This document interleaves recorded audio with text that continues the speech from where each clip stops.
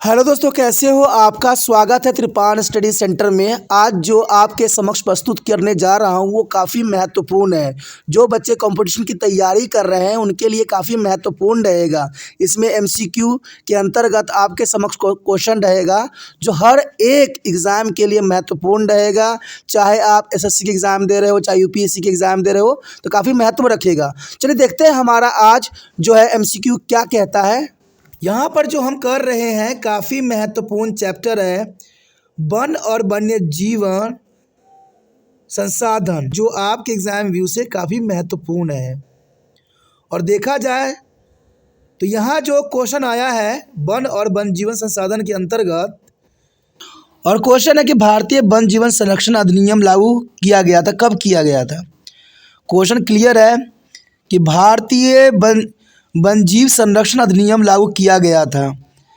अब देखिए, मैं आपको एक थोड़ा सा सुविधा दे सकता हूँ कि ए जो है 1972 है, बी जो है 1971 है, सी 2010 है, डी 1952 है, 52 है।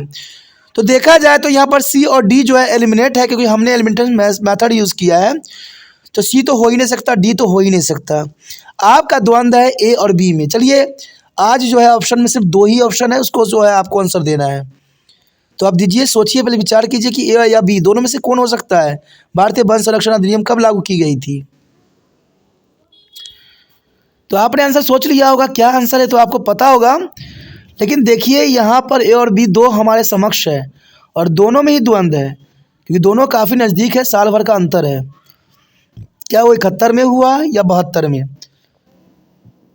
तो जैसे देखा जाए तो इसका आंसर सही है ए, 1972। अब जिन बच्चों ने 1972 में गए हैं उनके लिए काफ़ी महत्वपूर्ण था और लगता है कि उनको समझ भी थी कि भारतीय वन जीवन संरक्षण अधिनियम लागू किया गया था 1972 में। और मुझे यकीन है कि आप ये क्वेश्चन आप भूलिएगा नहीं कि भारतीय वन जीवन संरक्षण अधिनियम जो है 1972 में लागू किया गया था, जो कि काफ़ी महत्वपूर्ण था वन जीवन के संरक्षण के लिए। अब चलिए देखते हैं अगला क्वेश्चन क्या है हमारे लिए। हमारा अगला क्वेश्चन आ चुका है, काफ़ी महत्वपूर्ण है, और ये क्वेश्चन है भारत में बाघों की आबादी के लिए कौन सा खतरा नहीं है। कौन सी कारण जो है बाघों के लिए खतरा साबित नहीं होगा। तो समझ गए वो क्वेश्चन क्या है कि भारत में बाघों की आबादी के लिए कौन सा चीज़ जो है खतरा का सबब नहीं है। क्या सुकरता आवास खतरा का नहीं है, या बाघ की खाल का व्यापार नहीं है, या पारंपरिक दवाइयों में उनकी हड्डियों का उपयोग, या प्रोजेक्ट टाइगर। अब क्वेश्चन यहाँ पर क्लियर कट है कि भारत बाघों की आबादी के लिए कौन सा खतरा नहीं है। देखिए, सुकरता आवास सबसे बड़ी खतरा हो सकता है, ये तो आप जानते हो। तो आपको जो है इन्हीं में से जो है एक आंसर को सिलेक्ट पहले करना है। और देखिए, आंसर भी आपको बहुत डिफरेंट ही होंगे। मैंने कहा ना, एग्जामिनर हमेशा बच्चों के दिमाग के परख करता है। चलिए सोच लीजिए। अब देखिए, भारत में बाघ की आबादी के लिए कौन सा खतरा नहीं है। सुकरता आवास सबसे बड़ा खतरा है, ये तो पहले ही डिटेक्ट हो गया कि सुकरता आवास के कारण जो है कई बाघों की जीवन जो है खतरे के कगार पे आ चुका है। सुकरता आवास सबसे, सुकरता का मतलब श्रिंक होता हुआ इनके आवास क्षेत्र तो हो ही रहा है, शहरीकरण हो रहा है, नगरीकरण हो रहा है, जिसके कारण इनके आवास जो है नष्ट होते चले जा रहे हैं। भी करे बाघ की खाल का व्यापार। देखिए, बाघ की खाल के व्यापार के कारण इनकी आबादी प्रतिदिन जो है कम होता जा रहा है, क्योंकि मारने के बाद ही इनके खालों का उपयोग किया जा सकता है। पारंपरिक दवाइयों में उनकी हड्डियों का उपयोग, तो ये सबसे बड़ा कारण हो सकता है, क्योंकि पारंपरिक दवाइयों में भी इनकी हड्डियों का उपयोग किया जाता है, तो सबसे बड़ा कारण साबित हो सकता है। अब मैंने कहा था ना इसका आंसर डिफरेंट होगा, तो डी इसका आंसर है, प्रोजेक्ट टाइगर।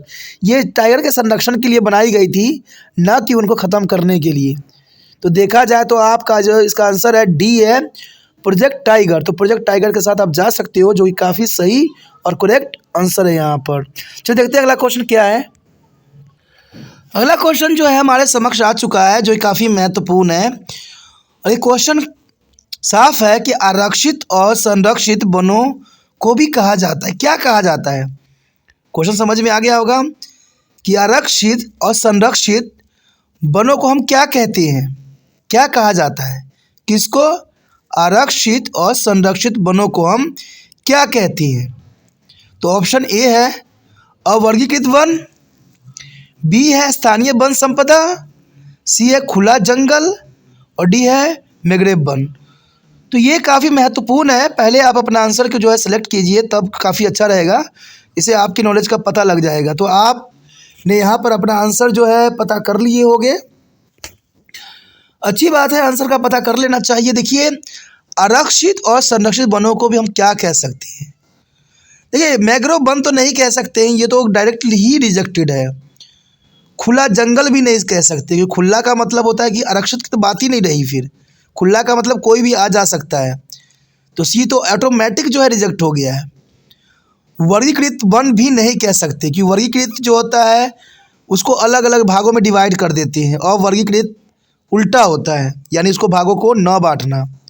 तो अवर्गीकृत वन तो हो ही नहीं सकता। स्थानीय वन संपदा, क्योंकि आरक्षित और संरक्षित वनों भी कहा जा सकता है, क्योंकि स्थानीय वन संपदा कहा जाता है। कोई भी वन जो होती है ना, स्थानीय संपदा है, और इसमें सरकार नहीं देखने आएगी, वहाँ के रहने वाले लोगों को उस वन की संरक्षण का दायित्व रहेगी, और उनको जो है इस वनों को संरक्षित करने की आवश्यकता रहती है, क्योंकि सरकार हर जगह नहीं होती है, आप होते हो। तो आपको जो है वन को संरक्षित करना महत्वपूर्ण रहता है। तो ये क्वेश्चन भी काफ़ी इंटरेस्टिंग था। चलिए देखते हैं अगला क्वेश्चन क्या है। यहाँ पर जो हमारा अगला क्वेश्चन आया है काफ़ी महत्वपूर्ण है, और क्वेश्चन है साफ है। क्वेश्चन ये बताता है कि वर्गीकृत वन मुख्य पाए जाते हैं, कहाँ पाए जाते हैं? जो वर्गीकृत वन है मुख्य तौर पर किस क्षेत्र में पाए जाते हैं? वर्गीकृत का मतलब समझ सकते हो, और अवर्गीकृत का भी मतलब समझ सकते हो। वर्गीकृत का मतलब होता है जो बटा हुआ है, और अवर्गीकृत का मतलब है जो बटा हुआ नहीं है। तो अवर्गीकृत वन मुख्य तौर पे पाए कहाँ जाए जाते हैं? तो यहाँ पर ऑप्शन है ए, सभी उत्तर पूर्वी राज्यों और गुजरात के कुछ हिस्सों में, या केरल या तमिलनाडु में, बी है, और सी है पंजाब और हरियाणा में, या डी पश्चिम बंगाल और बिहार में। ऑप्शन काफ़ी इंटरेस्टिंग है, काफ़ी मज़ेदार भी है, और काफ़ी एग्जाम से महत्वपूर्ण भी है। आप पहले अपना आंसर सोचिए कि अवर्गीकृत वन मुख्य पाए कहाँ जाते हैं। तो आपने अपना आंसर जो है कॉपी पर लिख लिए होंगे। चलिए अब इसी पे हम थोड़ा सा प्रकाश डालने की कोशिश करें। अवर्गीकृत का मतलब समझ गए होंगे, जिसको वर्गीकरण नहीं किया गया हो, जिसको दो भागों में या 4 भागों में नहीं बांटा गया हो। देखा जाए तो पश्चिम बंगाल और बिहार की बात करें तो इसमें हर क्षेत्र को जो है वन्य क्षेत्र को वर्गीकृत किया गया है। पंजाब एवं हरियाणा में भी जितने भी वन क्षेत्र हैं उनको अलग अलग भागों में बांटा गया है, जितना मेरा नॉलेज कहता है। केरल और तमिलनाडु में भी ऐसा ही है कि सबको वर्गीकृत वन क्षेत्र बनाए गए हैं।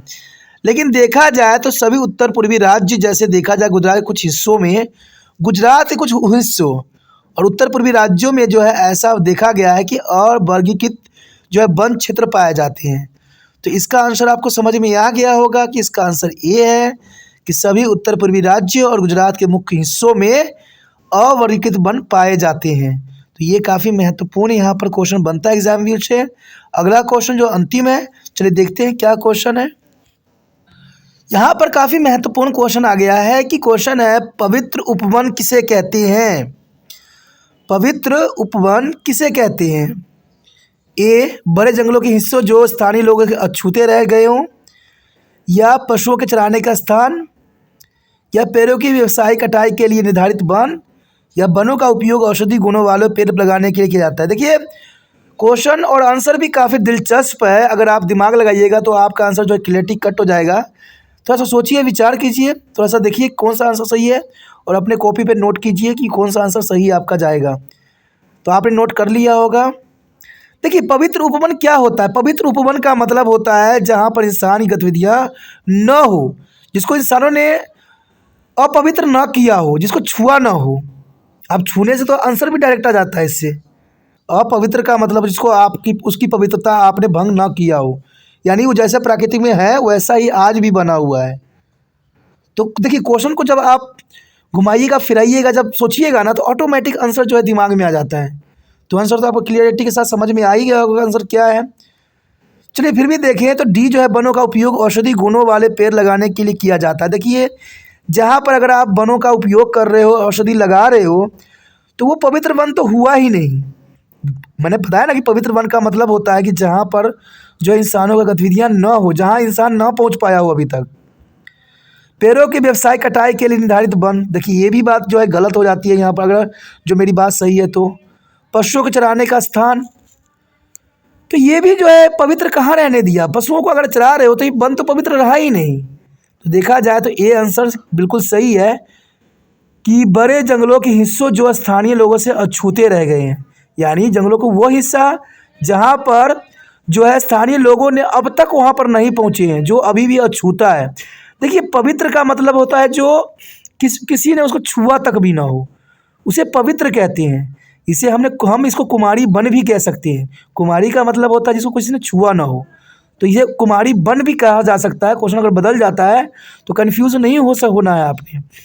पवित्र उपवन को हम कुमारी वन भी कहते हैं, और इसके रिगार्डिंग मैंने वीडियो भी बनाई थी, अगर देख सकते हो आप प्लेलिस्ट पे कहीं भी जाके, जहाँ आपको वन के अंतर्गत सारे क्वेश्चन मिल जाएंगे, तो वो काफ़ी महत्वपूर्ण रहेगा। और दोस्तों इसी के साथ हमारा इस चैप्टर का जो क्वेश्चन आंसर था वो खत्म हो जाता है, क्योंकि त्रिपान स्टडी सेंटर आपके लिए सिर्फ 25 क्वेश्चन का जो एक सीरीज ला रहा है, जो कि काफ़ी एग्जाम में उससे महत्वपूर्ण रहेंगे। एग्जाम में 20 क्वेश्चन पूछे जाएंगे, लेकिन हम 25 क्वेश्चन लेके चल रहे हैं, वो काफ़ी आपके लिए महत्वपूर्ण रहेगा।